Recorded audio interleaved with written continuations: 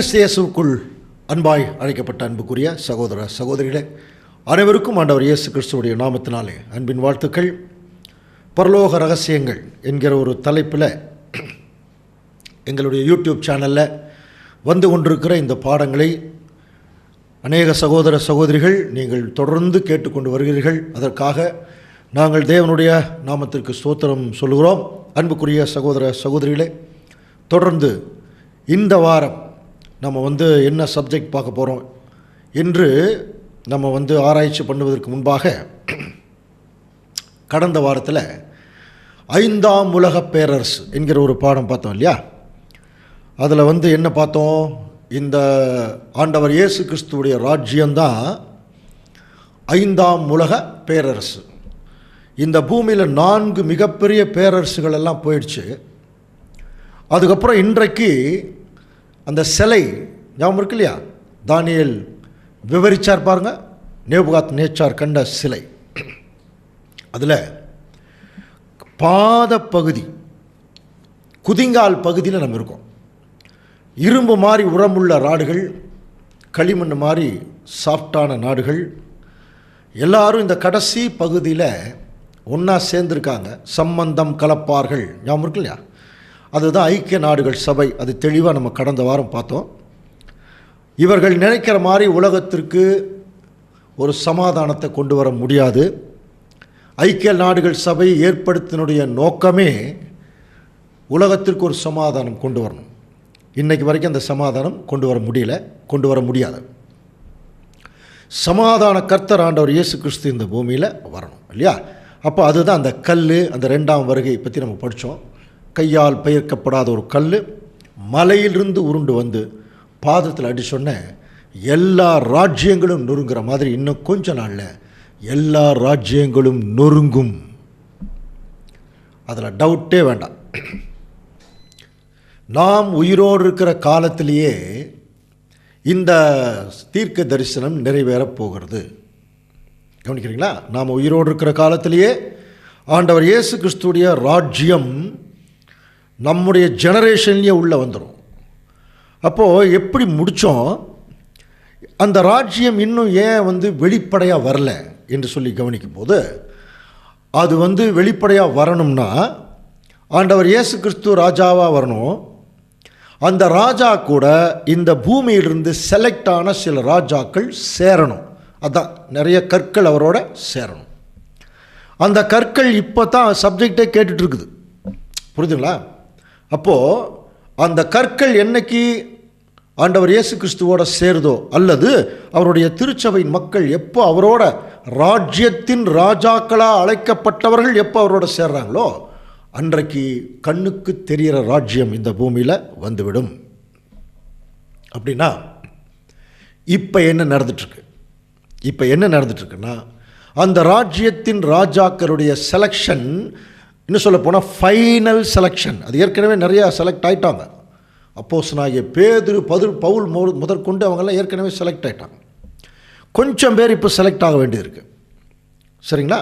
அந்த கொஞ்சம் பேர் ஆண்டவர் இயேசு கிறிஸ்து 2ஆம் வருகையில் அவர் வரும்போது எப்படி செலக்ட் பண்ணுவார், எப்படி அந்த ராஜாக்களை செலக்ட் பண்ணுவார் அப்படிங்கிற ஒரு விஷயத்தை தான் இன்றைக்கு நம்ம சப்ஜெக்டாக பார்க்க போகிறோம்.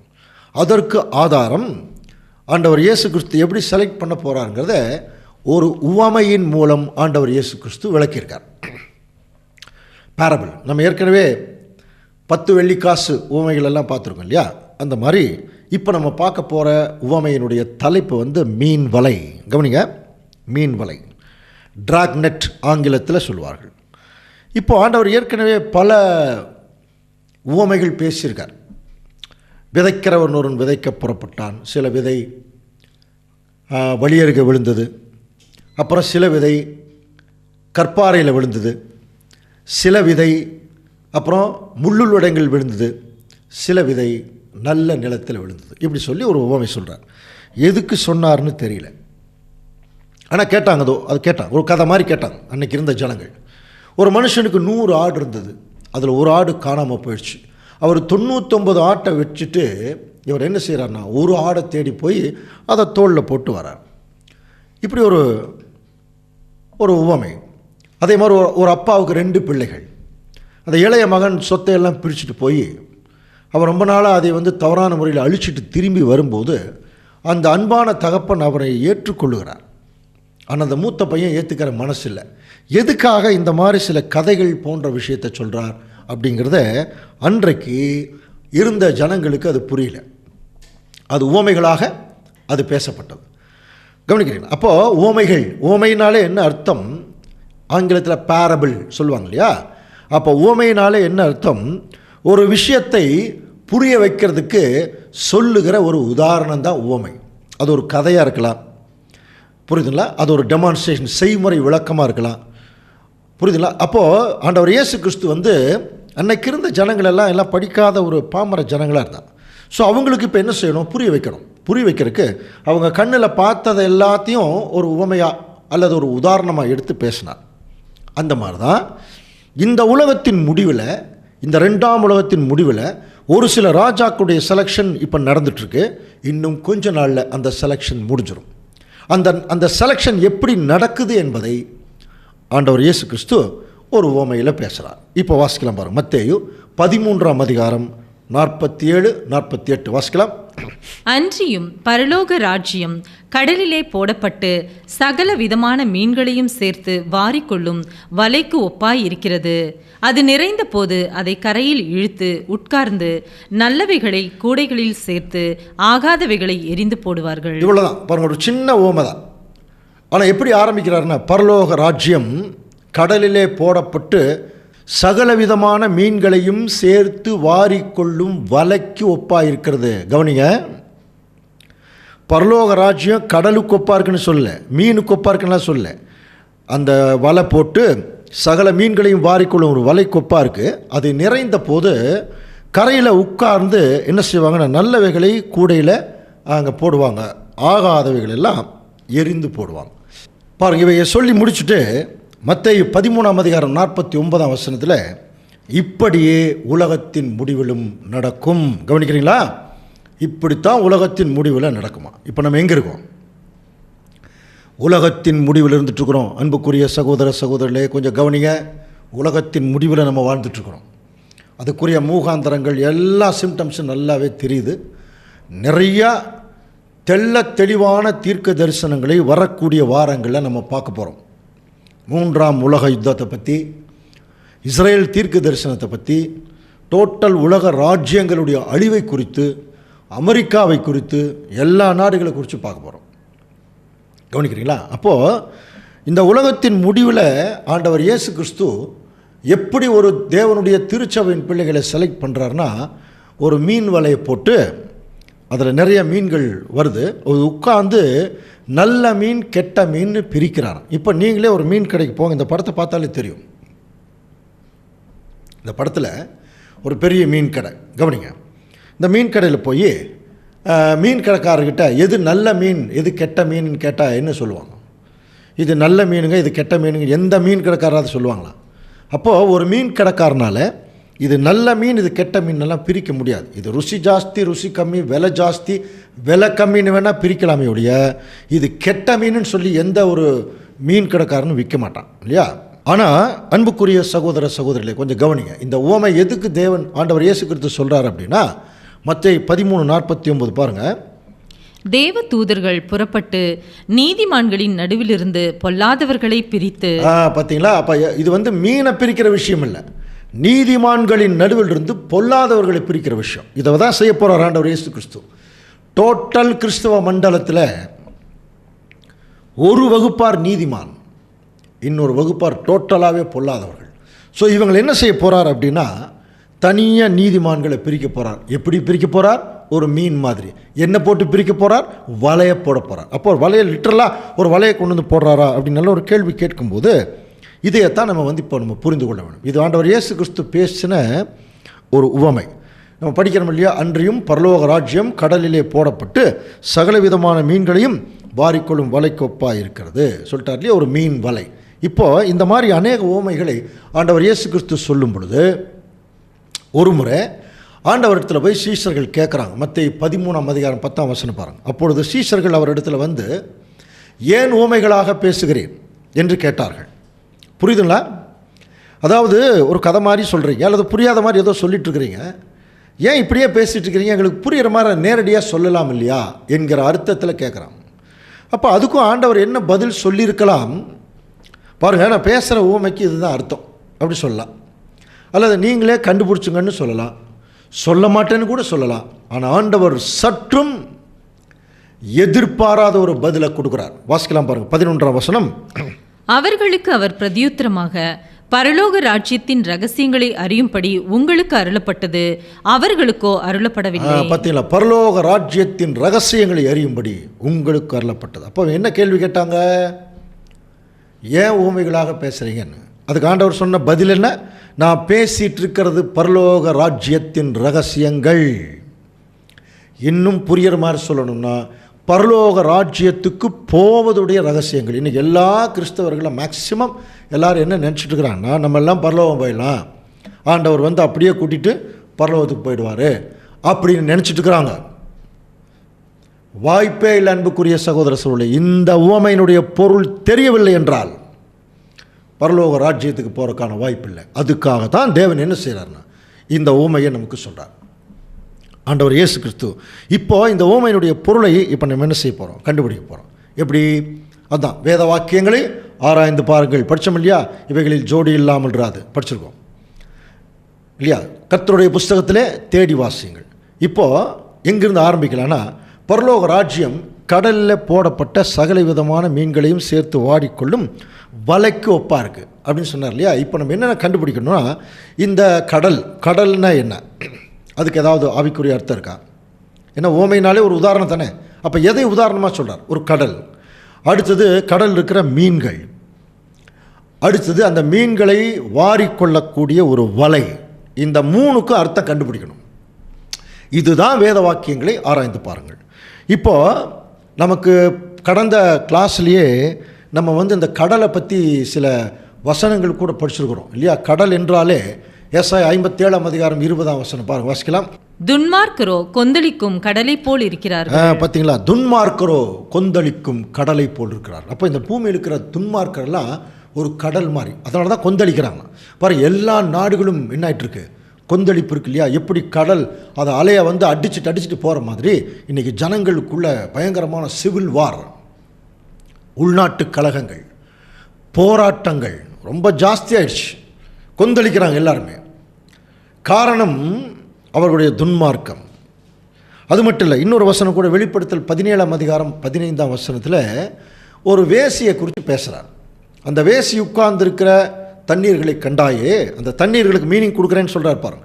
அவைகள் ஜனங்களும் கூட்டங்களும் ஜாதிகளும் பாஷைக்காரருமாம். நம்ம போன தடவையே என்ன பார்த்தோம்? ஒரு இங்கிலீஷில் ஒரு புஸ்தகம் படிக்கும்போது ஒரு கடினமான வார்த்தையை அதனுடைய அர்த்தம் கண்டுபிடிக்கிறதுக்கு டிக்ஷனரிக்கு போகிறோம் இல்லையா? ஆனால் பைபிளுக்கு டிக்ஷனரி பைபிள் தான். பைபிளுக்கு ஒரு டிக்ஷனரி பைபிள் தான். நீ பைபிளில் ஏதாவது கடினமான வார்த்தைகள் இருந்ததுன்னா அந்த வார்த்தைகளுக்குரிய விளக்கத்தை பைபிளே நமக்கு கொடுத்துரும். ஆண்டவர் அப்படி தான் டிசைன் பண்ணியிருக்கார் இந்த பைபிள். அதனால தான் ஜோடி இல்லாமல் இராது அப்படின்னு சொன்னார். புரியுதுங்களா? அப்போது இந்த கடல் என்பது இந்த உலகம், டோட்டல் உலகத்தை அது குறிக்கிறதா இருக்குது. இப்போ இங்கிருந்து தான் பாருங்கள் ஒரு முக்கியமான விஷயம் வருது. இப்படியே உலகத்தின் முடிவிலே நடக்கும். தேவதூதர்கள் புறப்பட்டு நீதிமான்கள் நடுவில் இருந்து பொல்லாதவர்களை பிரிக்கிறார். அப்போ அது யாருன்னு பார்த்தீங்கன்னா மீன்களை தானே பிரிக்கிறார். அப்போ அந்த மீன்கள் எதை குறிக்குதுன்னா தேவனுடைய பிள்ளைகள். இப்போ இந்த படத்தை பாருங்கள். இது வந்து ஒரு ஆர்டினரி பிக்சர் தான். ஆனால் இதில் எத்தனை வகையான மீன்கள் இருக்கு பாருங்கள். லட்சக்கணக்கில் வகையான மீன்கள் உண்டு கடலில். புரியுங்களா? டிஃப்ரெண்ட் டைப்ஸ் ஆஃப் ஃபிஷ்ஷஸ் சொல்கிறோம். அப்போது அதே மாதிரி தான் இந்த உலகம் ஒரு பெரிய கடல் மாதிரி. இந்த உலகத்தில் எப்படி வகையாக விதவிதமாக மீன்கள் இருக்கிற மாதிரி இன்றைக்கி நிறைய டிஃப்ரெண்ட் டைப்ஸ் ஆஃப் பீப்புள், நிறைய வகையான ஜனங்கள், ஒவ்வொருத்தரும் ஒவ்வொரு வகை. அதை ஜாதியாக கூட என்ன பண்ணிட்டாங்க, நிறைய பேர் பிரிச்சிட்டாங்க, மதத்தில் பிரிச்சிட்டாங்க, அப்படியே பிரிச்சிட்டாங்க. அப்படியே இன்றைக்கி பார்த்தீங்கன்னா எக்கச்சக்கமான மீன் வகைகள் இருக்கிற மாதிரி உலகத்தில் நிறைய ஜனங்கள் இருக்காங்க. இப்போது இப்படிப்பட்ட ஜனங்களிலிருந்து ஆண்டவர் இயேசு கிறிஸ்து அவருக்கு கூட அரசாட்சி பண்ணக்கூடிய ராஜாக்களை இப்போ தேர்ந்தெடுக்கணும். அவர் வந்து என்ன மெத்தடை வந்து அவர் வந்து ஃபாலோ பண்ணியிருக்கார் பாருங்க. ஒரு முறை ஆண்டவர் இயேசு கிறிஸ்து தன்னுடைய சீஷர்களை வந்து செலக்ட் பண்ணுறதுக்காக போகிறார்.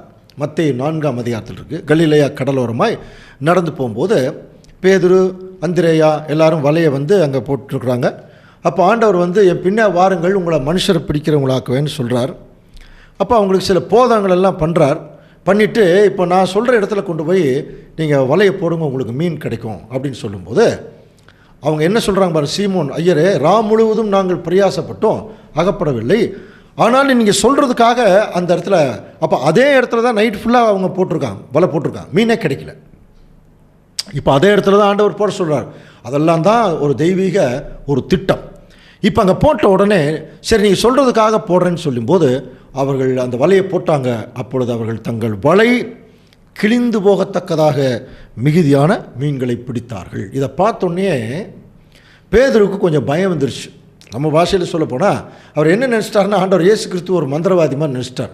உடனே பயந்துட்டு, ஐயரே நீங்கள் வந்து ரொம்ப பெரியவங்க, ஏதோ ஒரு தெய்வீக சக்தி உங்களுக்குள் இருக்கு, அந்த மாதிரி நீங்கள் வந்து எங்களை விட்டு போயிடணும் அப்படின்னு சொல்லும் பொழுது ஆண்டவர் பேதுருவை பார்த்து சொன்னார், இது முதல் பயப்படாதே, இது முதல் நீ மனுஷனை பிடிக்கிறவராயிருப்பாய். ஸோ லூக்கா 5:10 கவனிக்கிறீங்களா? ஓகே.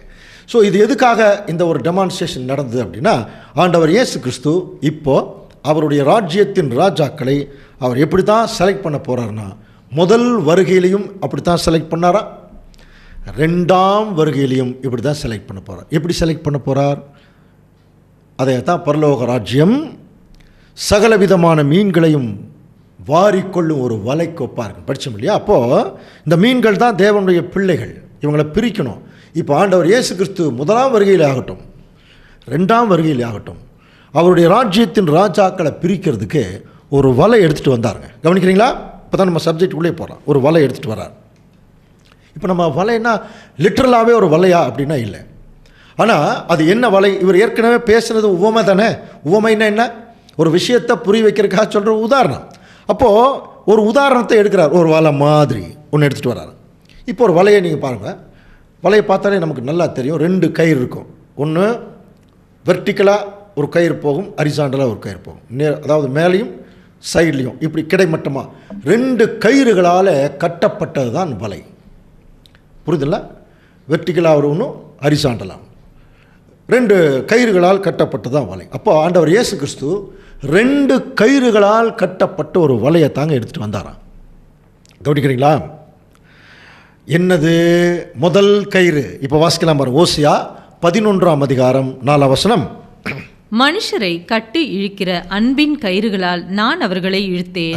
பார்த்தீங்களா? முதல் கயிறு அன்பு. கவனிக்கிறீங்களா? அன்பு. ஆண்டவர் இயேசு கிறிஸ்து இந்த பூமியில் வந்ததனுடைய அடிப்படையே அன்பு தான்.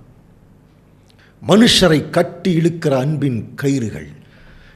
ரொம்ப தூரம் போயிட்டாங்க இந்த உலகத்தினுடைய ஜனங்கள். 2ஆம் உலகத்தில் ஆண்டவர் இயேசு கிறிஸ்து வந்து தன்னுடைய அன்பின் கயிறுகளால் அவங்கள போட்டு இழுக்கிறாராம். இது ஒரு கயிறாச்சா? இப்போ ஒரு கயிறு இருந்தால் வந்துடுவாங்களா? வலை செய்ய முடியுமானா முடியாது. அதுக்கு இன்னொரு கயிறு வேணும். என்ன கயிறு? இந்த கயிறோட இன்னொரு கயிறு டையப் ஆகணும். அப்போ தான் அந்த ஒரு வலையாக அது மாறும். அது என்ன கயிறு? எபேசியர் 4:15. அன்புடன் சத்தியத்தை கைக்கொண்டு. பார்த்தீங்களா? நம்ம ஏற்கனவே இந்த வசனம் படிச்சிருக்கிறோம். நீங்கள் குழந்தைகளாயிராமல் மனுஷருடைய சூதும் வஞ்சிக்கிறதுக்கு ஏதுவான பலவிதமான தந்திரமான போதனைகளில் அலைப்படாதீங்க. அன்புடன், பார்த்தீங்கன்னா முதல் அன்பு கயிறு. அந்த அன்புடன் சத்தியத்தை கைக்கொண்டு. அப்போது ஒரு கயிறு அன்பு, இன்னொரு கயிறு சத்தியம். 2 வச்சு டைப் பண்ணி தான் ஒரு வலையை உருவாக்கினாராம். கவனிக்கிறீங்களா? இதை எப்படி சொல்லலாம்? ஆண்டவர் இயேசு கிறிஸ்து இந்த பூமியில் இந்த உலக ஜனங்களை மீட்பதற்காகவே அவ்வளோ பெரிய பரலோகத்தினுடைய ஐஸ்வர்யத்தை விட்டுட்டு வரார் பாருங்க. அதில் தாங்க அந்த தெய்வீக அன்பு இருக்குது. வந்தது மட்டும் இல்லை, தன்னைத்தான் வெறுத்து இந்த பூமியில் அவ்வளோ பெரிய ஐஸ்வர்யவான் ஒரு பரம ஏழையை போல் இந்த பூமியில் சுற்றித் திரிகிறார். தனக்கு கொடுக்கப்பட்ட ஐஸ்வர்யமான பரிசுத்தாவியை எல்லாருக்காகவும் பயன்படுத்துகிறார். ஸோ அது எதனுடைய அடையாளம்? அவர் காட்டின அன்பு. சரி, அன்பு மட்டும்தான் காட்டினாரா? ஊராக போனாரே, என்ன காட்டினார்? சத்தியத்தை காட்டினார். அதுதான் சத்தியங்கிறது. புரியுதுங்களா? தேவனுடைய ராஜ்யத்தின் ரகசியங்கள். அதற்கு தேவனுடைய பிள்ளைகள் போவதற்குரிய குணலட்சணங்களை அடங்கிய பதிவுகள். அது தீர்க்க தரிசனமாக இருக்கலாம், பிரமாணங்களாக இருக்கலாம், தேவனுடைய மெய்யான நேரடியான வசனங்களாக கொடுக்கலாம், மலை பிரசங்கம் போல, இல்லையா? இப்போ இந்த மாதிரி ஆண்டவர் இயேசு கிறிஸ்து அன்பையும் கொண்டு வந்தார், சத்தியம் 2 வலையை தாங்க பின்னிட்டு வந்தார். அப்போ நல்லா புரிஞ்சுக்கலாம். முதல்ல இந்த கடல் இந்த உலகத்தை குறிக்கும், மீன்கள் தேவனுடைய பிள்ளைகளை குறிக்கும். அந்த வலை அது அன்பு சத்தியம், 2 கயிறு. இப்போ பாருங்கள், இந்த வலையில் தான் முதல் வருகையில் பேதுரு, பவுல், யோவான், யாக்கோபு மாட்டினாங்க. புரியுதுங்களா? இந்த வலையில் தான் இப்போ இந்த சத்தியத்தை கேட்டுக்கொண்டிருக்கிற சகோதர சகோதரிகள் நீங்கள் மாட்டியிருக்கீங்க, நாங்களும் மாட்டியிருக்கிறோம். நம்மெல்லாம் அவ்வளோ சீக்கிரம் வலையில் மாட்டுறவங்களா? யோசனை பண்ணி பாருங்கள். அவ்வளோ சீக்கிரம் வலையில் மாட்டுறவங்களா? அப்போது நம்மெல்லாம் கழுவுற மீனில் நழுவுற மீன். சத்தியம் நல்லா தான் இருக்குது, ஆனால் உலகத்தில் ரொம்ப விரும்பி இருப்போம். அப்படி உலகத்தோட ஒட்டி போகத்தான் அதிகமாக விரும்புவோம். அப்படியே சத்தியமும் கொஞ்சம் வச்சுக்குவோம், ஆண்டவர் கொஞ்சம் பக்கத்தில் இருக்கட்டும் அப்படின்னு. ஆனால் உண்மையான தேவனுடைய பிள்ளைகள் அப்படி இல்லை. என்னைக்கு அந்த அன்பை உணர்கிறார்களோ, சத்தியத்தை உணர்கிறார்களோ, ஆட்டோமேட்டிக்காக அந்த வலைக்குள்ளே வந்துடுவாங்க. ஸோ இப்போ நீங்களே சொல்லுங்கள், இப்போ நம்மெல்லாம் அவ்வளோ சீக்கிரம் வலையில் மாட்ட மாட்டோம் அப்படின்னா அவர் தான் வலையில் அகப்படுத்தியிருக்காரா? ஆமாம். அதுக்கு ஏதாவது வசனம் இருக்கா? இருக்குது. 66ஆம் சங்கீதம் 10ஆம் வசனம் வாசிக்கலாம். தேவனே, எங்களை சோதித்தீர், வெள்ளியை புடமிடுகிறது போல எங்களை புடமிட்டீர். எங்களை வலையில் அகப்படுத்தி எங்கள் இடுப்புகளின் மேல் வருத்தமான பாரத்தை ஏற்றினீர். பார்த்தீங்களா? எங்களை வலையில் அகப்படுத்தி. அப்போது இதில் எப்படி புரிந்து கொள்ள வேணும், நம்ம தேவனுடைய ஒரு சத்தியத்தை கேட்பதற்கு ஒரு இன்ட்ரெஸ்ட் இல்லாமல் போனால் கூட தேவன் நம்மை செலக்ட் பண்ணிட்டார்னு வைங்க, நீங்கள் எந்த மூலையில் இருந்தாலும் அந்த வலையில் மாட்டிடுவோம். இப்போது ஒரு 5, 10, 5, 6, 7 சப்ஜெக்ட் நம்ம பார்த்துட்டோம். தேவனுடைய திட்டத்தினுடைய சாராம்சம் இதுதாங்க ஒரிஜினல். தயவு செய்து புரிஞ்சுங்க. சிஸ்டமேட்டிக் இருக்கக்கூடிய சப்ஜெக்ட் இது தான். முதல் உலகம், 2ஆம் உலகம், 3ஆம் உலகம், 5ஆம் உலக பேரரசு. புரியுதுங்களா? 3 வழிகள். இதெல்லாம் பார்த்தீங்கன்னா இதுதான் சிஸ்டமேட்டிக்காக இருக்கக்கூடிய ஒரிஜினல் சத்தியம். அப்போது இதில் அவ்வளோ சீக்கிரம் நம்ம மாட்ட மாட்டோம். தேவன் என்ன பண்ணியிருக்கார்? நம்மளை மாட்ட வச்சுருக்கார். இதற்கு என்ன ஆதாரம்? நம்ம எங்கெங்கேயோ தெரிஞ்சிட்டு இருந்தோம், ஆனால் இன்றைக்கி காற்றுல வந்துருச்சு பாருங்கள். சத்தியம் காற்றுல வந்துருச்சு. இப்போ கூட இந்த அன்பு ஆண்டவர் இயேசு கிறிஸ்து காட்டுறாருங்கிறதுக்கு என்ன அடையாளம்னா, இப்போ இந்த யூடியூப் சேனல் வழியாக ஒரு சத்தியம் வருதுன்னு வைங்களேன். இந்த யூடியூப் சேனல் எந்த விதமான வியாபார நோக்கத்திற்காக ஆரம்பிக்கப்பட்டது அல்ல. கவனிங்க, இதை ஆர்கனைஸ் பண்ணி கொண்டிருக்கிற சகோதரர்கள் நாங்கள் எல்லாருமே நல்ல வேலையில் இருக்கோம். எங்களுக்கு நிறைஞ்ச சம்பளம் தேவன் கொடுத்துருக்கார். நாங்கள் யார்கிட்டையும் 5 பைசா வாங்கிறதில்ல. இலவசமாய் பெற்றீர்கள், இலவசமாய் கொடுங்கள், ஆண்டவர் சொல்லி கொடுத்துருக்கார். நாங்கள் யார்கிட்டையும் எந்த கான்ட்ரிபியூஷன் வாங்குறது இலவசமாக தான். அதனால தான் நாங்கள் என்ன பண்ணுறதில்ல, சில நேரத்தில் சொல்லுவாங்க இல்லையா, நீங்கள் சப்ஸ்கிரைப் பண்ணுங்கள், அப்புறம் பெல் பட்டனை அழுத்துங்க, அந்த ஐக்கானை அழுத்துங்க, அப்படியெல்லாம் நாங்கள் சொல்ல மாட்டோம். உங்களுக்கு தேவனால் நீங்கள் தேர்ந்தெடுக்கப்பட்டால் நீங்கள் சப்ஸ்கிரைப் ஆவீங்க, அவ்வளோதான். நீங்கள் அந்த சத்தியம் உங்களுக்கு சேர்ந்துடும். புரியுதுங்களா? ஆனால் இது வியாபார நோக்கத்தில் யாராவது செஞ்சாங்கன்னா அவங்க தான் சப்ஸ்கிரைப் பண்ணுங்கள். ஏன் அவங்க சொல்கிறாங்க அப்படின்னா, நிறைய பேருக்கு சில பேருக்கு எப்படின்னா நமக்கு நிறைய இன்ஃபர்மேஷன் கிடைக்குதுங்கிற ஒரு பாணியில் பார்ப்பாங்க. ஆனால் நிறைய பேர் சப்ஸ்கிரைப் பண்ணால் அவங்களுக்கு என்ன கிடைக்கும்? சில வருமானங்கள் கூட கிடைக்கும். ஆனால் நாங்கள் அது வேண்டாம் என்று சொல்லி தான் நம்ம வந்திருக்கோம் இந்த ஊழியத்திற்குள்ளேயே. இது என்ன காரணம் அப்படின்னா, இது ஆண்டவர் இயேசு கிறிஸ்து காட்டின அன்பு. இந்த சத்தியம் உங்களுக்கு இலவசமாக போயிட்டுருக்கு. புரியுதுங்களா? அதைத்தான் சொல்கிறார், அன்புடன் சத்தியத்தை கை கொண்டு. படித்தோம் இல்லையா? அப்போ 2 கயிறு, ஒரு வலை பின்னிட்டார். முதல் வருகையிலேயே நிறைய பேர்த்த சேர்த்துட்டார். இப்போ 2ஆம் வருகையில் வரும்போது இதே மாதிரி தான் அன்புக்குரிய சகோதர சொல்லை வலை போட்டிருக்கார். கவனிக்கிறீங்களா? இந்த வலையில் தாங்க இப்போ நீங்கள் மாட்டிருக்கீங்க. நாங்கள் கொஞ்சம் முன்னாடி மாட்டிருக்கோம், அவ்வளோதான். புரியுதுங்களா? அன்பு சத்தியம். அன்னையிலிருந்து என்னைக்கு வலையில் மாட்டினாங்களோ அவங்க, அன்னையிலிருந்து அவர்களுக்கு என்ன பிரசங்கம் பண்ண ஆரம்பித்தார் ஆண்டவர் இயேசு கிறிஸ்து பாருங்கள். அது முதல் பரலோக ராஜ்யம் சமீபித்திருக்கிறது என்று பிரசங்கம் பண்ணிடுறார். அப்போ முதல் வருகையிலேயே பரலோக ராஜ்யத்தினுடைய அழைப்பு, அதுக்கெல்லாம் நம்ம ஏற்கனவே பேசிக் பார்த்துட்டோம். வானத்து நட்சத்திரம் படித்தோம் இல்லையா? வானத்து நட்சத்திரம்ங்கிறது பரலோகத்தில் போய் ஆட்சி பண்ணக்கூடிய ஒரு வகுப்பார். கடற்கரை மணல்ங்கிறது பூலோகத்தில் ஆட்சி பண்ணக்கூடிய ஒரு வகுப்பார். இது பரலோகத்துக்கு போகக்கூடிய வகுப்பாராக டோட்டலாக இஸ்ரேல் ஜனங்களுக்கு தான் தேவன் வாய்ப்பு கொடுத்தார். அவர்கள் அதை தவிர்த்ததுனால இப்போ புறஜாதிகளாகிய நமக்கு இன்னும் கொஞ்ச நாளில் நம்முடைய அழைப்பும் கொஞ்ச நாள் இந்த போயிடும். அதனால தான் மனம் திரும்புங்கள் அப்படின்னார்.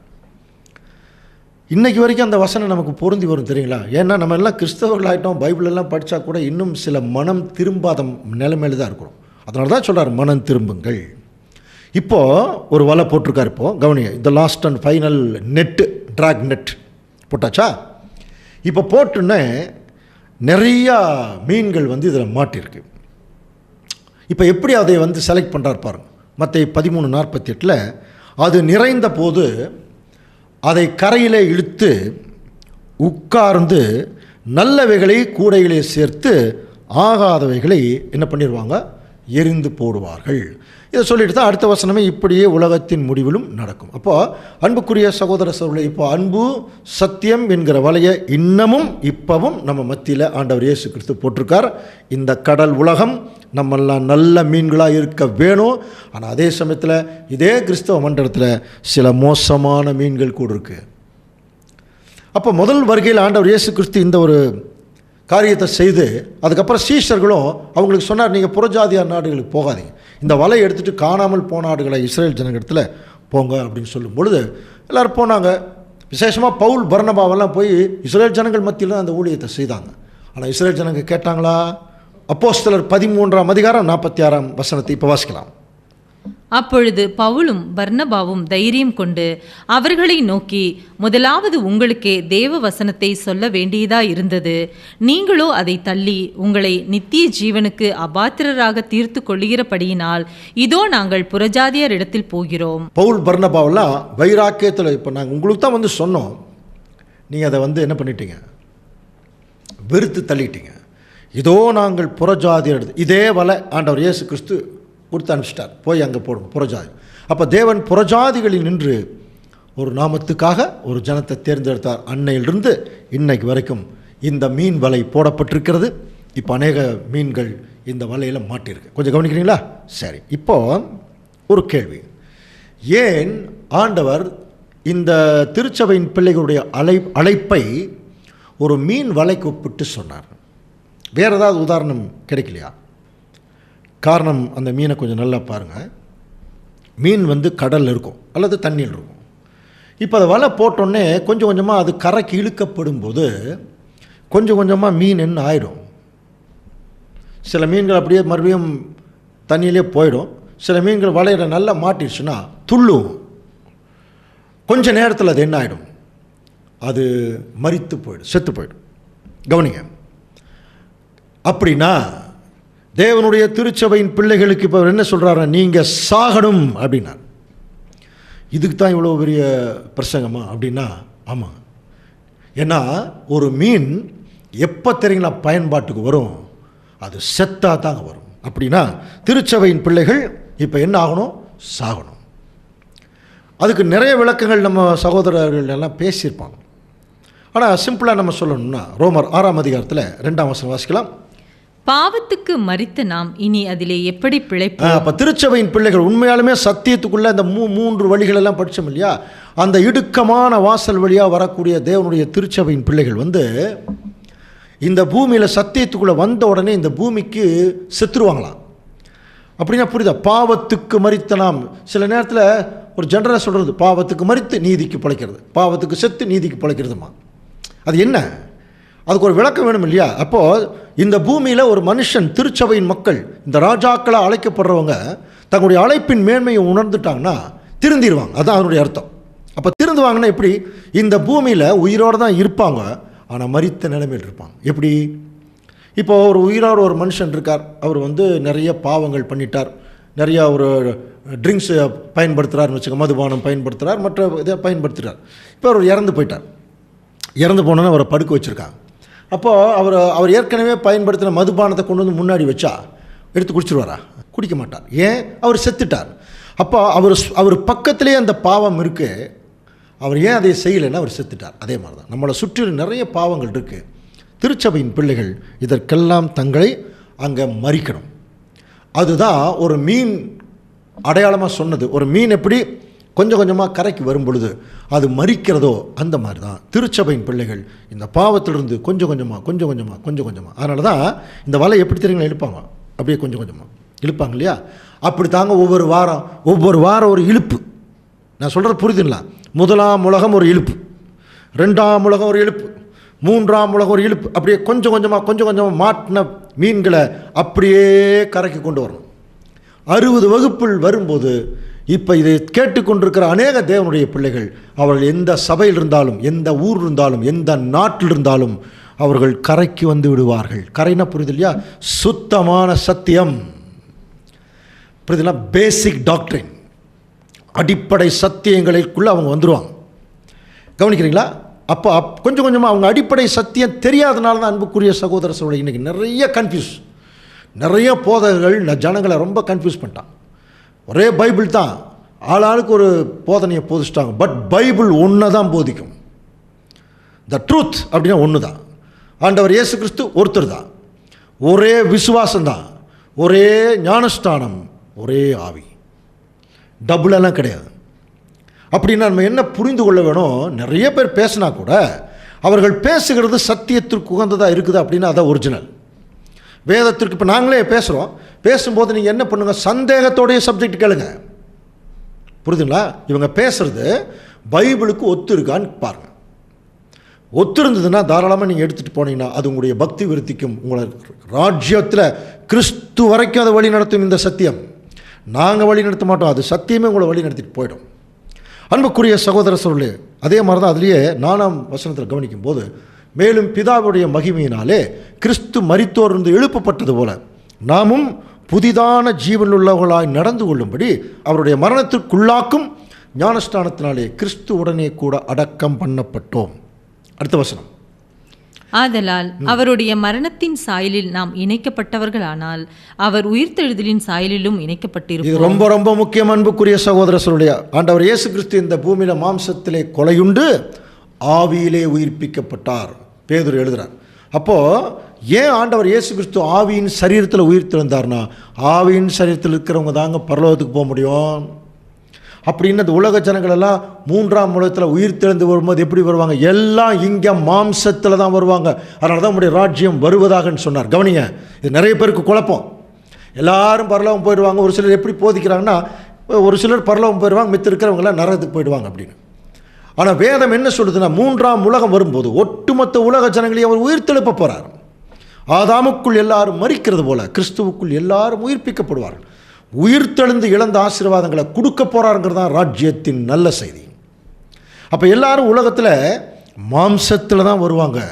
ஆனால் ஆண்டவர் இயேசு கிறிஸ்துவை இப்போ பின்பற்றுறாங்க பாருங்கள், அவங்க உயிர் தெழும்போது ஆவிக்குரிய சரீரத்தில் உயிர் தெழுவாங்க. ஏன்?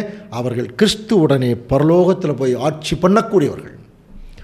அப்படின்னா அப்படி போகிறவங்க இந்த பூமியில் செத்து போன நிலைமைன்னா என்னன்னு தெரியணும் இல்லையா? அதைத்தான் ஆண்டவர் இயேசு கிறிஸ்து சூசகமாக ஒரு தடவை சொன்னார். மத்தேயு 16:24 வாசிக்கலாம். அப்பொழுது இயேசு தம்முடைய சீஷர்களை நோக்கி, ஒருவன் என்னை பின்பற்றி வர விரும்பினால் அவன் தன்னைத்தான் வெறுத்து தன் சிலுவையை எடுத்துக்கொண்டு என்னை பின்பற்ற கடவன். பாருங்க, ஒருவன் என்னை பின்பற்ற விரும்பினால் அவன் தன்னைத்தான் வெறுத்து தன் சிலுவை எடுத்துட்டு என் பின்னாடி வரணும். ஸோ இதை அப்போஸ்தலனாகிய பவுல் அழகாக புரிஞ்சுட்டு ஒரு உண்மையான தேவனுடைய பிள்ளை சாகிறதுனா என்னன்னு அவர் சொல்லி கொடுத்தார். என்ன தெரியுங்களா சாகிறதுனா? ரோமர் 12ஆம் அதிகாரம் 2ஆம் வசனம் பாருங்கள். நீங்கள் இப்போ நம்மளை பார்த்து சொல்கிறேன், இப்பிரபஞ்சத்திற்கு ஒத்த வேஷம் தெரியாமல். அப்போ எல்லாரும் என்ன பண்ணிட்டு இருக்கிறாங்க? வேஷம் போட்டிருக்காங்க. இந்த உலகத்தின் வேஷம் கடந்து போகிறதுல படிச்சிருக்கோம்.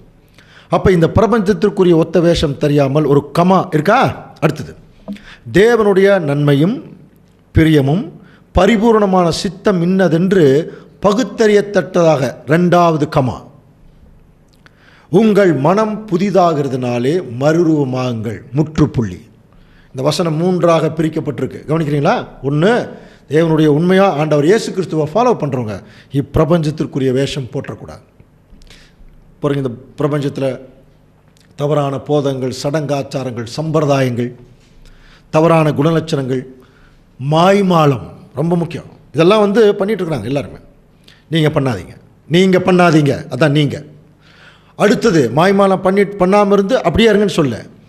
அடுத்தது நீங்கள் என்ன செய்யணும்? ஆக்சுவலாக தேவனுக்கு என்ன பிடிக்குங்கிறத பகுத்தறியுங்கள். பாருங்கள், தேவனுடைய நன்மையும் பிரியமும் பரிபூர்ணமான சித்தம் இன்னதென்று பகுத்தறியணும். பெரியார் சொன்னார் பாருங்கள், பகுத்தறிவு இங்கே தான் இருக்குது. ஆராய்ந்து பார்க்கணும். ஆக்சுவலாக தேவனுக்கு என்ன பிடிக்கும், அவர் எது பிடிக்காது, அப்போ அதெல்லாம் ஆராய்ந்து பார்த்து எது பிடிக்கும்னு தெரிஞ்சதுன்னா அவருடைய சித்தத்தை நிறைவேற்றுவதற்கு உங்கள் மனசை மாற்றிருங்கிறார். புரியுதுங்களா? நிறைய பேர் நீங்கள் சொல்கிறது கவனிக்கலாம். பிரதர், நான் வந்து ஒரு அதாவது ஒரு வேலையில் இருந்தேன், திடீர்னு எனக்கு ஒரு நல்ல சம்பாரிச்சிட்டு இருந்தேன், ஆனால் திடீர்னு எனக்கு ஒரு காலிங் வந்ததும்பாங்க. உடனே நான் ஊழியத்துக்கு வந்துட்டேன். அப்போ அவங்க என்ன பண்ணுறாங்க, அது காலிங் உண்மையா இல்லையானாலாம் நமக்கு தெரியாது, ஆனால் ஆண்டவர் தான் கூப்பிட்டாரான்னு தெரியாது. ஆனால் அப்படி ஒரு நிலைமைக்குள்ளே வரும்போது அவங்க என்ன செய்கிறாங்க பாருங்கள், அவ்வளோ பெரிய ஒரு பதவியை விட்டுட்டு விலகி வந்து கஷ்டப்படக்கூடிய நிலைமை கூட சில பேர் போகிறாங்க, மனசை மாற்றிடுறாங்க பாருங்கள். அந்த மாதிரி தான் தேவனுடைய திருச்சபை பிள்ளைகள் அப்படி செய்யணும். அடுத்தது ரோமர் 12:1 வாசிக்கலாம். அப்படி இருக்க சகோதரரே, நீங்கள் உங்கள் சரீரங்களை பரிசுத்தமும் தேவனுக்கு பிரியவுமான ஜீவ பலியாக ஒப்புக்கொடுக்க வேண்டும் என்று தேவனுடைய இரக்கங்களை முன்னிட்டு உங்களை வேண்டிக் கொள்கிறேன். இதுவே நீங்கள் செய்யத்தக்க புத்தியுள்ள ஆராதனை. அப்படி இருக்க சகோதரரே, நீங்கள் உங்கள் சரீரங்களை பரிசுத்தமும் தேவனுக்கு பிரியமான, அதாவது உங்களுக்கு பிரியமான அல்ல, நிறைய பேர் அவங்களுக்கு பிரியமான பலி செலுத்துறது தாங்க விரும்புகிறாங்க. அவங்களுக்கு டைம் கிடைச்சா வருவாங்க, காசு கிடைச்சா செய்வாங்க, ஏதாவது ஒரு வசதி வாய்ப்பு இருந்தால் செய்வாங்க. அந்த மாதிரி இருக்கக்கூடாது. தேவனுக்கு பிரியமாக இருக்கணும். அவர் எந்த டைமில் கூப்பிட்றாரு போகணும், எதை செய்ய சொல்கிறாரு செய்யணும். அதுதான் தேவனுக்கு பிரியமான ஒரு ஜீவ பலி. ஜீவ பலினா புரியுதுங்களா? உயிருள்ள பலி, லிவிங் சாக்ரிஃபைஸ். அதாவது நாம் உயிரோடு இருக்கும் நாள் முழுவதும் நம்முடைய காலம், நேரம், பணம், சிரமம், ஆசை, இச்சைகள், நம்முடைய தாளந்துகள் எல்லாவற்றையும் ஆண்டவருக்காக, தேவனுக்காக நம்ம பயன்படுத்தணும். அதுதான் புத்தியுள்ள ஆராதனை. மற்றதெல்லாம் புத்தி இல்லாத ஆராதனை தான், அதில் டவுட்டே வேண்டாம். அப்படின்னா பாட்டு பாடுறது பிரதர், ஜெபம் பண்ணுறது, பிரசங்கம் பண்ணுறது, அதெல்லாம் ஆராதனை இல்லையா அப்படின்னா அதெல்லாம் ஆராதனையினுடைய ஒரு பகுதி தானே ஒழிய உண்மையான புத்தியுள்ள ஆராதனைங்கிறது தன்னையே தேவனுக்கு ஜீவபலியாக ஒப்பு கொடுத்து அதில் உண்மையாக இருக்கிறது. அதுக்கு மிகச்சிறந்த உதாரணம் ஆண்டவர் இயேசு கிறிஸ்து. அதுக்கப்புறம் அவருடைய பின்னடியார்கள் பேதுரு, யோவான், பவுல் எப்படி இருந்தாங்க பாருங்க. அவங்களுடைய ஊழியங்கள் எல்லாம் படித்து பார்க்கலாம். அப்போஸ்தலர்கள் எவ்வளோ ஒரு ஒரு ஒரு கொண்ட கொள்கைக்காக தங்களுடைய அந்த கொள்கையில் ஒரு உண்மை இருக்கிறது. நல்லா கவனிங்க. நிறைய பேர் நிறைய கொள்கைக்காக உயிரை கொடுக்குறாங்க. அதெல்லாம் தேவனுடைய பார்வையில் பெருசாக இருக்காது. தேவனுடைய காரியத்தை முன்னால் வச்சு அதன் நிமித்தம் தங்களுடைய ஜீவனை கொடுக்குறாங்க பாருங்கள். அதுதான் உண்மையான புத்தியுள்ள ஆராதனை. ஸோ இன்னைக்கு ஆண்டவர் இயேசு கிறிஸ்து இந்த வலையைத்தான் போட்டிருக்கார். இந்த வலை போட்டாச்சு. ஒரு சில சகோதர சகோதரிகள் யூடியூப்லேயே வலையில் மாட்டியிருக்கோம். இப்போ வலை என்ன பண்ணப்படுது, ஒவ்வொரு வாரமும் இழுக்கப்பட்டு இப்போ கரை சேரணுங்கிறது வேறு ஒன்றும் இல்லை. 60 சப்ஜெக்ட் முடியும் போது நம்ம என்ன கண்டிஷன் இருப்போம் தெரியுங்களா? கவனிங்க. இந்த உலகத்தில் நாம் ஒரு பெரிய சபையினுடைய அங்கமாக இருந்தாலும், ஒரு பெரிய ஊழியக்காரராக இருந்தாலும், இந்த உலகத்தில் பெரிய பெரிய ஞானிகளும் கல்விமான்களுக்கும் தெரியாத ரகசியமான தீர்க்க தரிசன சத்தியங்கள் நம்ம 60 வகுப்புலேயே தரவாயிடுவோம். பயமே இருக்காது. அதுக்கப்புறம் உலகத்தை குறித்து, எதிர்காலத்தை குறித்து பயம் இருக்காது. புரியுதுங்களா? அப்படிப்பட்ட ஒரு தைரியம் வந்துடும். காரணம் என்னென்னா அந்த ட்ரூத் அந்த மாதிரி. அப்போ அப்படி நிறைய பேர் வரப்போகிறாங்க. இப்போ இதை கேட்டுக்கொண்டிருக்கிற சகோதர சகோதரிகளும் இதைத்தான் சொல்கிறார் பாருங்கள். இப்படியே உலகத்தின் முடிவிலே நடக்கும். தேவதூதர்கள் புறப்பட்டு நீதிமான்கள் நடுவிலிருந்து பொல்லாதவர்களே அப்போ பிரிச்சிருவாங்க. அப்போ இப்போ நான் பொல்லாதவர்களே அக்கினி சூளையிலே, அது ஒரு தண்டனை பற்றி சொல்கிறார். ஓகே, இப்போது இதை உண்மையான அவருடைய பிள்ளைகளை மீன்களுக்கு ஒப்பிட்டு சொல்லிட்டார். ஆனால் இப்போ வலை போட்டாச்சு, நிறைய மீன்கள் வந்துருச்சு. கரை சேர்ந்த உடனே, அதாவது ஒரு சத்தியத்துக்குள்ளே வந்த உடனே ராஜாக்கள் நீதிமான்கள் என்கிற மீனை தேவன் பிரிக்கிறாரன்னா இல்லை. உட்கார்ந்து நல்ல மீன் கெட்ட மீன் பிரிக்கிற மாதிரி தேவதூதர்கள் புறப்பட்டு நீதிமான்கள் நடுவிலிருந்து பொல்லாதவர்களை பிரிப்பான். நீதிமான்கள் நடுவிலிருந்து பொல்லாதவர்களை பிரிக்கிறது கூட கேரக்டர் வைஸில் சிலதெல்லாம் நம்ம சொல்லிடலாம். ஆனால் ஒரு மீனை பொறுத்த வரைக்கும் பார்த்தீங்கன்னா, ஒரு மீன் கடைக்காரனால் நல்ல மீன் கெட்ட மீன் பிரிக்க முடியாது இல்லையா? ஆனால் தேவன் பிரிப்பார்.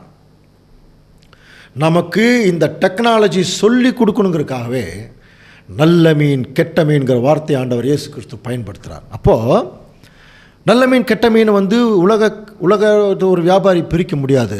ஆனால் ஆண்டவர் இயேசு கிறிஸ்து பிரிச்சுருவாராம். இப்போ பிரிக்க போகிறார் பாருங்க. எப்படி பிரிக்க போகிறார் கண்டுபிடிக்கலாம்.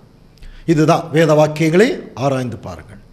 விசேஷமாக இது எங்கே போய் கண்டுபிடிக்கலான்னா, பழைய ஏற்பாட்டு காலத்தில் இஸ்ரேல் ஜனங்களை தேவன் தம்முடைய சொந்த ஜனங்களாக ஆபிரகாமின் நிமித்தம் அழைக்கிறார் இல்லையா? அவங்கள ஆச்சரியமான விதத்தில் வழி நடத்தி அவர்களை கானான் தேசத்தில் கொண்டு போய் சேர்த்துனான்.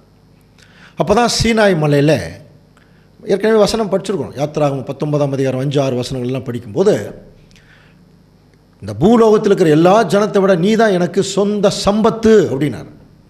பூலோகத்தில் எத்தனையோ ஜனங்கள் இருக்காங்க, ஆனால் நீ எனக்கு சொந்த சம்பத்து, பூமியெல்லாம் என்னுடையது.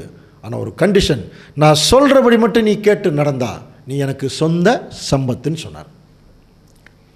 என்னைக்கு தேவன் சொல்லப்போனால் மகா பரிசுத்தமான தேவன் இந்த ஜனங்களை ஆபிரகாமின் நிமித்தமாக உலக அசுத்தமான ஜனங்கள் மத்தியிலிருந்து பிரிச்செடுத்தாரோ, அன்னைக்கே தேவன் என்ன டிசைட் பண்ணிட்டார்னா, இவங்க இனிமேல் சுத்தமாக தான் இருக்கணும் அப்படின்னு டிசைட் பண்ணார். அதனால தான் நீ உன் தேவனாகிய கர்த்தருக்கு பரிசுத்த ஜனம்னார். கவனிக்கிறீங்களா? பரிசுத்த ஜனம். அப்போது பரிசுத்த ஜனம் அப்படின்னா அவங்க என்ன பண்ணணும்? அவங்க திங்க் பண்ணுறது பரிசுத்தமாக இருக்கணும், அதுக்கு தான் கற்பனைகள். அவங்க ட்ரெஸ்ஸு பரிசுத்தமாக இருக்கணும், அவங்க சாப்பிட்றது கூட பரிசுத்தமாக இருக்கணும். தேவன் எவ்வளோ பர்டிகுலராக இருந்திருக்கார் பாருங்க. அவங்க சாப்பிட்றது கூட தேவன் டிசைட் பண்ணாரா, இது சுத்தம் இது அசுத்தம்னு டிசைட் பண்ணார். அப்படி டிசைன் பண்ண ஒன்று தான் மீன். நல்ல மீன் கெட்ட மீன். இப்போ பிரிக்க போகிறார் பாருங்க. இஸ்ரேல் ஜனங்களை பார்த்து சொல்கிறார். லேவியராகமம் 11ஆம் அதிகாரம் 9ஆம் வசனம். ஜலத்தில் இருக்கிறவைகளில் நீங்கள் புசிக்கத்தக்கது யாதெனில், கடல்களும் ஆறுகளும் ஆகிய தண்ணீர்களிலே சிறகும் செதிலும் உள்ளவைகள் எல்லாம் நீங்கள் புசிக்கலாம். பாருங்க, கடல் ஆறுகள் தண்ணீர்கள் இதில் எல்லாத்துலேயுமே பாருங்க, கடல் ஆறுகள் தண்ணீர்கள் இதில் எல்லாத்துலேயுமே சிறகும் செதில் உள்ளவைகள் எல்லாம் நீங்கள் சாப்பிடுங்க. அடுத்த வசனம். ஆனாலும் கடல்களும் ஆறுகளும் ஆகிய தண்ணீர்களில் நீந்துகிறதும் வாழுகிறதுமான பிராணிகளில் சிறகும் செதிலும் இல்லாதவைகள் யாவும் உங்களுக்கு அருவருப்பாய் இருப்பதாக. பாருங்க, சிறகும் செதில் இல்லாத மீன் வந்து நீங்க சாப்பிட வேண்டாம்னு கூட சொல்லல. என்ன சொல்றாரு? உங்களுக்கு அருவருப்பாய் இருப்பதாக. அதை வந்து அருவருத்துருங்கிற. அப்படின்னா எந்த அளவுக்கு ஏதோ ஒரு விஷயத்தில் அந்த மீன் வந்து அசுத்தமாக இருக்குன்னு அர்த்தம் இல்லையா? அடுத்தது, அவைகள் உங்களுக்கு அருவருப்பாய் இருக்க கடவது, அவைகளின் மாம்சத்தை புசியாதிருந்து அவைகளின் உடல்களை அருவருப்பீர்களாக. அதை சாப்பிடாதீங்க, அதன் உடல்களை அருவருப்பீர்களாக அப்படின்னு சொல்லிட்டு, அதே உபாகமம் 14:10, சிறகும் செதிலும் இல்லாத யாதொன்றையும் புசிக்கலாகாது, அது உங்களுக்கு அசுத்தமாக இருப்பதாக கிளியராக சொல்லிட்டார். இப்போ அந்த படத்தை பாருங்க. இதுதான் சிறகும் செதில் உள்ள மீன். கவனிக்கிறீங்களா? இந்த மீனை தான் சாப்பிட சொல்கிறார். ஃபின்ஸ் அண்ட் ஸ்கேல்ஸ் அப்படின்னு இருக்கும் இங்கிலீஷில். புரியுது? அப்போ இதை மீன் சாப்பிட்றவங்களுக்கு நல்லா தெரியும். மத்தி மீன், கட்லா, ரோகு எல்லாம் சொல்லுவாங்க, ஜிலேபி மீன் எல்லாம் சொல்லுவாங்க. அந்த சிறகம் செதில் இருக்கும். அப்போ அதை வந்து என்ன பண்ணுவாங்கன்னா, இப்போ இது வாங்கினா அதை செதில் எல்லாம் எடுத்துகிட்டு கொடுப்பாங்க. சரிங்களா? இதைத்தான் சாப்பிட சொன்னார். இன்னொரு மீன் பாருங்கள், சிறகும் செதில் இல்லாத மீன், வஞ்சரம்னு சொல்லுவாங்க. ஆனால் இதை சாப்பிட வேண்டாம்னு தேவன் சொல்கிறார்.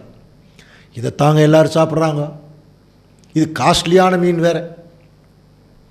புரியுதுங்களா? போனோன்னே மீன் கடைக்கு போனோன்னே வஞ்சரம் இருக்கா அப்படிம்பாங்க.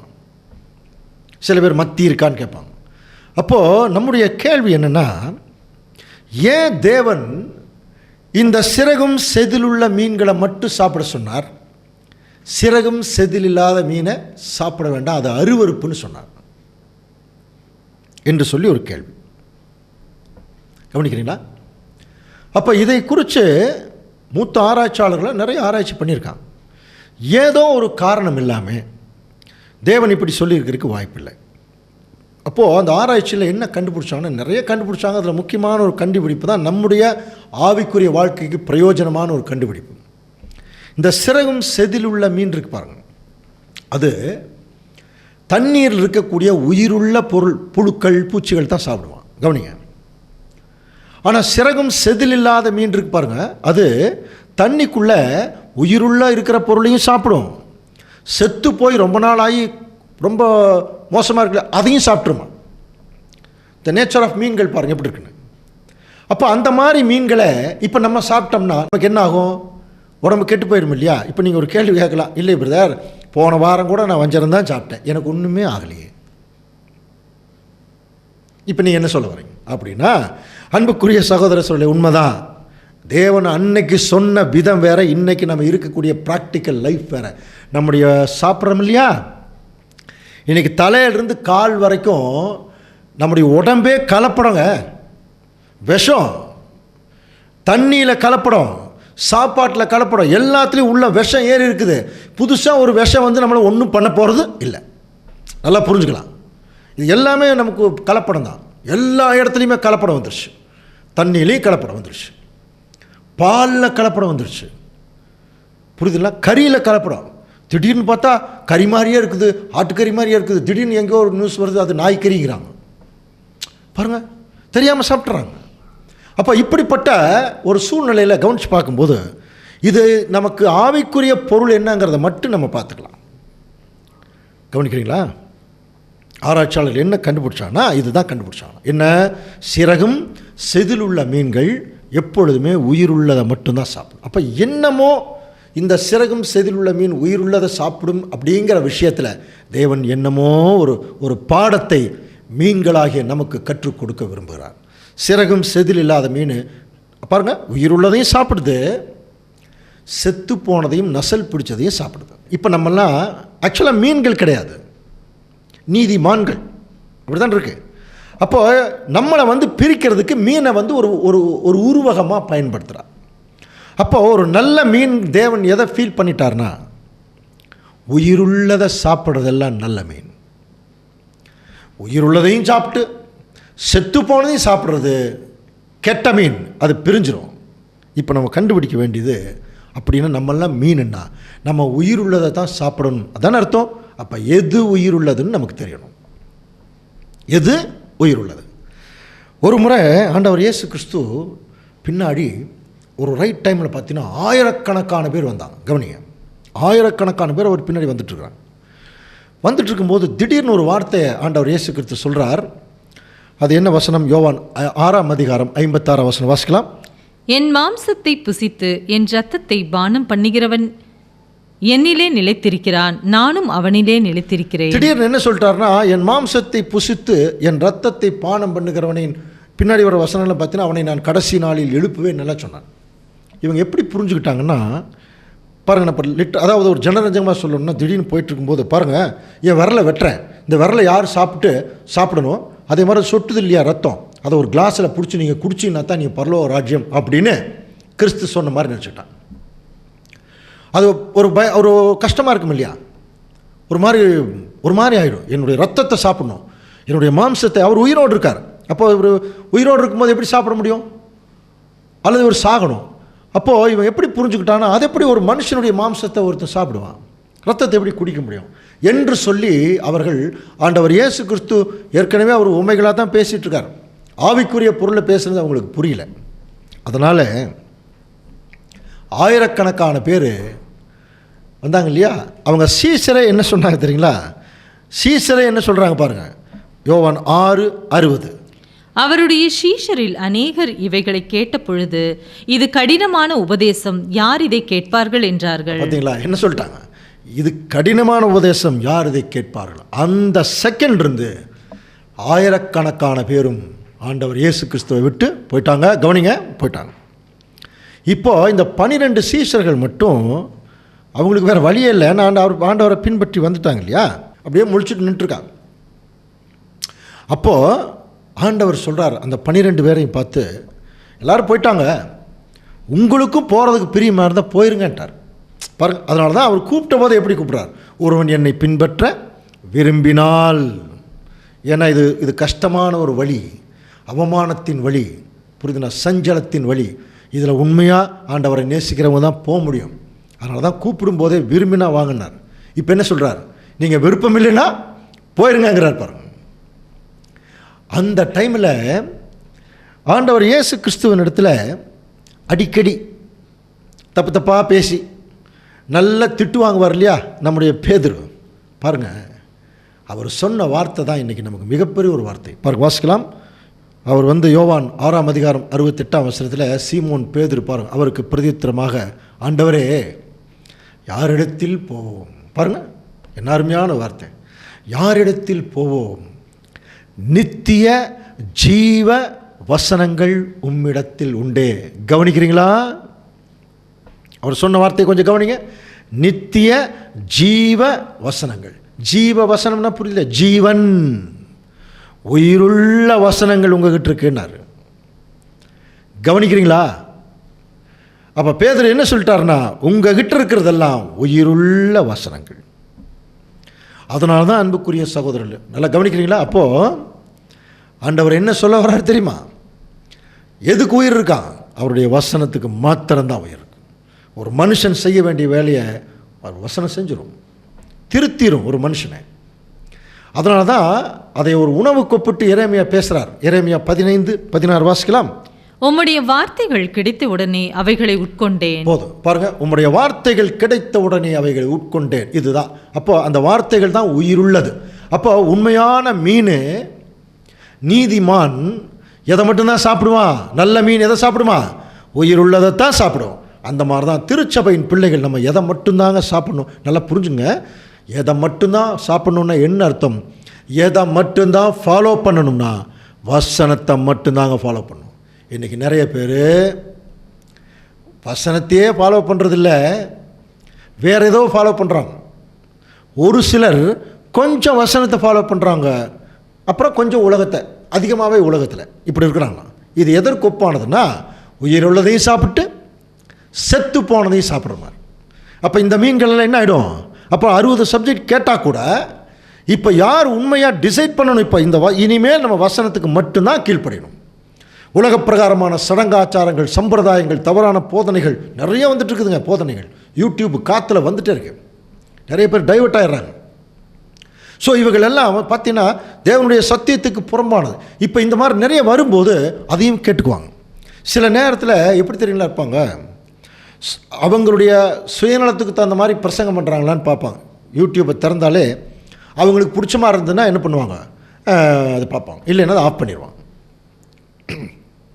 அதே மாதிரி தான் சபைகள்லேயும் சரி, ஒரு ஊழியக்காரர் வர்றார், வந்துட்டு ஒருத்தர் வீட்டில் வந்து அவங்க செய்யக்கூடிய தவறை சொன்னார்னு வச்சுங்களேன், அவங்களுக்கு பிடிக்காது. ஆனால் அவங்களுக்கு பிடிச்ச மாதிரியே பேசினார்னா, உங்களுடைய வீடு ஆசீர்வதிக்கப்பட்டிருக்கும், உங்கள் சட்டிப்பானையெல்லாம் ஆசீர்வதிக்கப்பட்டிருக்கும். அவங்க என்ன தொழில் பண்ணுறாங்கன்னு தெரியாது, ஆனால் தேவன் உங்களை ஆசீர்வதிப்பான்னு போயிட்டு. பைபிளில் சொன்ன ஆசீர்வாதத்துக்கும் இவர்கள் சொல்கிறதுக்கும் நிறைய வித்தியாசம் இருக்குது. அது நம்ம பின்னாடி நிறைய காரியங்கள் பார்க்கலாம். அப்போது உண்மையான தேவனுடைய பிள்ளைகள் உயிருள்ள வசனங்களை மட்டும்தான் ஃபாலோ பண்ணுவாங்க. அதனால தான் அன்புக்குரிய சகோதரர்களே, யோவானில் 1 யோவான் எழுதுகிறார் பாருங்க, 2ஆம் அதிகாரம் 15-16 வாசிக்கலாம். உலகத்திலும் உலகத்தில் உள்ளவைகளிலும் அன்பு கூறாதிருங்கள். இதுதாங்க செத்து போனது. உலகத்திலும் உலகத்தில் உள்ளவைகளையும் அன்பு கூறாதிருங்கள். ஒருவன் உலகத்தில் அன்பு கூர்ந்தால் அவனிடத்தில் பிதாவின் அன்பு இல்லை. அவனிடத்தில் பிதாவின் அன்பு இல்லை. அடுத்தது பாருங்க, அந்த செத்து போனதுக்கு லிஸ்ட் கொடுக்குறார், வாசிக்கலாம். ஏனெனில் மாம்சத்தின் இச்சையும் கண்களின் இச்சையும் ஜீவனத்தின் பெருமையும் ஆகிய உலகத்தில் உள்ளவைகள் எல்லாம் பிதாவினால் உண்டானவைகள் அல்ல, அவைகள் உலகத்தில் உண்டானவைகள். ரொம்ப கிளியராக சொல்லிட்டார். கேட்டுக்கொண்டிருக்கிற சகோதர சகோதரிகள் எல்லாமே நீங்கள் எல்லாம் நல்லா படிச்சிருப்பீங்க இல்லையா? மாம்சத்தின் இச்சை, இதுக்கு விளக்கம் சொல்லணுமா? கண்களின் இச்சை விளக்கம் சொல்லணுமா? ஜீவனத்தின் பெருமை. நிறைய கிறிஸ்தவர்கள் இந்த பூமியில் ஆண்டவர் மாதிரி ஊழியம் பண்ணிவிட்டு பரலோக ராஜ்யத்துக்கு போகலான்னு யாரும் நினைக்கிறதில்ல. இந்த பூமியிலேயே நல்ல பகட்டு பந்தா, பெரிய பெரிய வசதி வாய்ப்பு, எல்லாரும் மதிக்கணும், இப்படித்தாங்க நிறைய பேர் நினைக்கிறாங்க. இதுக்கு பேர் தான் ஜீவனத்தின் பெருமை. இது எல்லாமே எதை குறிக்குதுன்னா, செத்து போனதை சாப்பிட்ற மாதிரி. இது பிதாவினால் உண்டானவைகள் அல்ல. ஆனால் ஒன்று மட்டும் ஞாபகத்தில் வச்சுங்க, உலகமும் அது நிச்சயம் ஒளிந்து போகும். கவனிக்கிறீங்களா? தேவனுடைய சித்தத்தின்படி செய்கிறவனே நிலைத்திருப்பான். ஸோ இப்போ ஆண்டவர் இயேசு கிறிஸ்து 2ஆம் வருகையில் வந்து என்ன செய்ய போகிறார்னா, வலையை போடுறார். அது ஏற்கனவே போடப்பட்ட வலை தான் அது இல்லையா? இப்போ அந்த வலையை போட்டிருக்கார். இப்படித்தான் உலகத்தின் முடிவிலே நடக்கும். இப்போ கிறிஸ்தவர்கள் மத்தியிலிருந்து உண்மை கிறிஸ்தவர்களை பிரிக்கிறாருங்க, நீதிமான்களை பிரிக்கிறாருங்க. இன்றைக்கி லட்சக்கணக்கான சபைகள் இருக்குது, லட்சக்கணக்கான ஜனங்கள் இருக்காங்க. ஆனால் எல்லாருமே ஒருவன் என்னை பின்பற்ற விரும்பினால் அவன் தன்னைத்தான் வெறுத்து சிலுவை எடுத்துகிட்டு வர்ற கண்டிஷனெல்லாம் யாருமே இல்லை. கவனிக்கிறீங்களா? சுயநலத்தின் உச்சக்கட்டத்தில் தான் இருக்காங்க கிறிஸ்தவர்கள். மற்ற ரிலீஜனில் கூட பரவாயில்லைங்க, நிறைய பேர் சுயநலத்தை வெறுத்து மற்றவங்களுக்காக வாழ்கிறாங்க. ஆனால் சத்தியத்தை கையில் வச்சுக்கிட்டு, பைபிளை கையில் வச்சுக்கிட்டு ஆசைப்படுறது, நிறைய ஆசீர்வாதம் வேணும்னு ஆண்டவரை தொந்தரவு பண்ணுறது, எல்லாத்து மத்தியில் ரொம்ப பகட்டு காட்டுறது, பந்தா காட்டுறது. பாருங்கள், இதெல்லாம் பண்ணிட்டு இருக்கிறவங்களாம் பரலோகம் போக முடியுமா? இவர்கள் எல்லாரும் செத்து போனதை சாப்பிட்டு கொண்டிருக்கிறார்கள். ஒரு காலும் பரலோகத்துக்கு போக முடியாது. எவன் ஒருவன் வசனங்களை மட்டும் ஃபாலோ பண்ணுறானோ அந்த நீதிமான் தேவனுடைய ராஜ்யத்தில் ராஜாவாக போய் உட்காருவான். இதுதான் பிரதர் சத்தியம். இதுக்கு மீறின சத்தியமெல்லாம் கிடையாது. கவனிக்கிறீங்களா? இப்படியே உலகத்தின் முடிவிலே நடக்கும். சரி, இப்போ இதுக்கு ஒரு சின்ன உதாரணத்தின் மூலம் விளக்கலாம். இந்த அதாவது தேவனுடைய வசனங்களை மட்டும் சில பேர் சொல்லுவாங்க, பைபிள் சொல்கிறதெல்லாம் கரெக்ட் தான் பிரதர், பட் அப்படியெல்லாம் நம்ம நடக்க முடியாதும்பாங்க. நடப்பதற்காகத்தான் இயேசு கிறிஸ்து நமக்கு ஒரு அடிச்சுவடுகளை தொடர்ந்து வரும்படி ஒரு மாதிரியை காண்பிச்சுட்டு போயிருக்கார். முடியலன்னா போயிடுங்க, உங்களுக்கு வேறு கட்டாயமாக நீங்கள் நடக்கணுங்கிறதெல்லாம் ஆண்டவர் இயேசு கிறிஸ்து யாரையும் கம்பல் பண்ணுறதில்ல. சரிங்களா? யாரையும் கம்பல் பண்ணுறதில்ல. உண்மையான அன்பு செலுத்தினா வாங்க, கஷ்டம்தான். அவரோடைய பாடுகளை சகித்தால் அவரோடைய ஆளுகை செய்யலாம். சகிக்கிறதுக்கு வாங்க பாடுகளை அப்படின்னு கூப்பிட்றாரு. நிறைய பேர் சகிக்கிறதுக்கு யார் தயாராக இல்லை, சுகிக்கிறதுக்கு தயாராக இருக்கிறாங்க. நான் சொல்கிறது புரியுதுங்களா? அப்படியே சுகிச்சிருக்கிறது, எல்லா வசதி வாய்ப்புகளோட பெருமை. நிறைய பேர் அப்படித்தாங்க. தேவன் என்னை எப்படி தெரியுங்களா ஆசீர்வச்சிருக்கார். நான் பெரிய பேங்க் மேனேஜராக ரிட்டையர் ஆகிட்டேன், என்னுடைய ஒய்ஃப் ஹெட் மாஸ்டராக இருந்து ரிட்டையர் ஆகிடுச்சு, பையன் அமெரிக்காவில் இருக்கா, புள்ள ஆஸ்திரேலியாவில் இருக்கா. எல்லாம் நாளைக்கு அழிய போகுது, மிகப்பெரிய அழிவுக்குள்ளே வரப்போகுது. எல்லா நாடுகளும் பெருமை பாராட்டியிருக்கிறாங்க, செத்து போனதை சாப்பிட்ருக்காங்க. அன்புக்குரிய சகோதரர்களே, நம்முடைய வாழ்க்கையில் தேவன் நம்ம கொடுத்துருக்கிற மகா பெரிய அழைப்பு என்னன்னு உண்மையாலுமே தெரியணும்னா இந்த பைபிள் கிளாஸ் தயவு செய்து அட்டன் பண்ணுங்கள், தெரிஞ்சிடும். புரியுதுங்களா?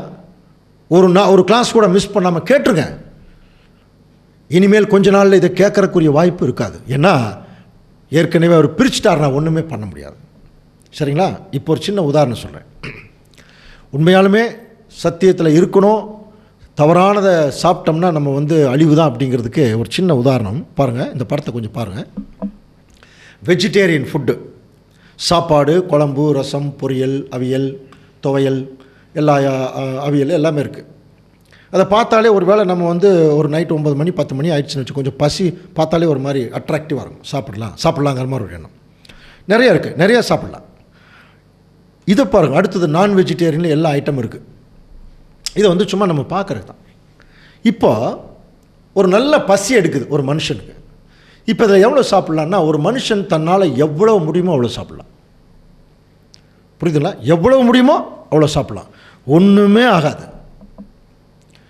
கவனிக்கிறீங்க? சில கல்யாணங்கள் எல்லாம் போய் பார்த்தீங்கன்னா சில பேர்லாம் என்ன பண்ணுவாங்க, பாத்தி கட்டி சாப்பிடுவாங்க. அவங்களுக்கு ஒன்றுமே ஆகாது, நிறைய சாப்பிட்டே இருப்பாங்க. அது அவங்களுடைய உடல் வாகு அந்த மாதிரி. ஒரு சிலர் கொஞ்சமாக சாப்பிடுவோம். ஆனால் நார்மலாக நம்ம ஒரு விருந்துக்கு போகிறோம், சாப்பாடு சாப்பிடுவோம், அப்புறம் குழம்பு வாங்குவோம், அப்புறம் பொரியல் வாங்குவோம், கூட்டு வாங்குவோம், ரசம் வாங்குவோம், மோர் வாங்குவோம், நிறைய சாப்பிடுவோம், ஒன்றுமே ஆகாது. அப்பாடான திருப்தியாக வருவோம், எதுவுமே ஆகாது. எவ்வளோ வேணாலும் நம்மளால் சாப்பிட முடியும். சரிங்களா? இதுதான் உயிருள்ளதை சாப்பிட்ற மாதிரி. இதெல்லாம் சாப்பிட்டு பாருங்கள், கொஞ்சோண்டு பூச்சி மருந்து சாப்பிட்டு பாருங்கள். இதை நீங்கள் இவ்வளோ சாப்பிட வேண்டாம், கொஞ்சம் டிக்20 மாதிரி ஒரு சின்ன ஒரு ஸ்பூன் சாப்பிட்டு பாருங்கள். எது எஃபெக்ட் ஆகும் இந்த பாருங்கள், அதுதான் செத்து போகணும். அப்போ நம்ம எவ்வளவுதான் நல்லதை சாப்பிட்டாலும் ஒரு சின்ன பூச்சி மருந்து என்கிற செத்து போன தவறான போதகங்களையோ தவறான கொள்கைகளையோ தவறான கேரக்டர் நமக்குள்ளே இருந்துச்சுன்னா அது நமக்கு மரணத்தை வருவிக்கும். புரியுதுங்களா? அதனால தான் தேவனுடைய திருச்சபையின் பிள்ளைகள் நல்ல மீன்கள், உயிருள்ளவைகளை மாத்திரம் சாப்பிடுவார்கள். அன்புக்குரிய சகோதரர்களே, இவங்களை தான் ஆண்டவர் இயேசு கிறிஸ்து என்ன சொன்னார்னா, பாருங்கள், நான் போய் உங்களுக்காக ஒரு ஸ்தலத்தை ஆயத்தம் பண்ணிட்டு நான் இருக்கிற இடத்துல உங்களை என்ன பண்ணுவேன், கூட்டிகிட்டு போ. இது எல்லாருக்குமா சொன்னாருங்க. அவருடைய சீஷர்கள் நாம் இப்படிப்பட்ட கண்டிஷனுக்குள்ளே வந்தால் இந்த ஆசீர்வாதம் நமக்கும் உண்டு. அன்புக்குரிய சகோதரர்களே, இந்த ஆசீர்வாதத்தையும் அனைவரும் பெற்றுக்கொள்ளணும் அப்படின்னா இப்போ பாருங்கள் எப்படி செலக்ட் பண்ணுறாருன்னு பார்த்துட்டோம் இல்லையா? அந்த செலெக்ஷனுக்குள்ளே திருச்சபையின் பிள்ளைகள் வரும்போது என்னென்ன அனுபவங்களுக்குள்ளே அவங்க கடந்து போக வேணும் என்கிறதை அடுத்த வாரம் வேறொரு அருமையான பாடத்தில் நம்ம பார்க்கலாம். பொறுமையோடு கேட்ட நம் அனைவரையும் தேவன் தாமே ஆசீர்வதித்து வழி நடத்துவாராக.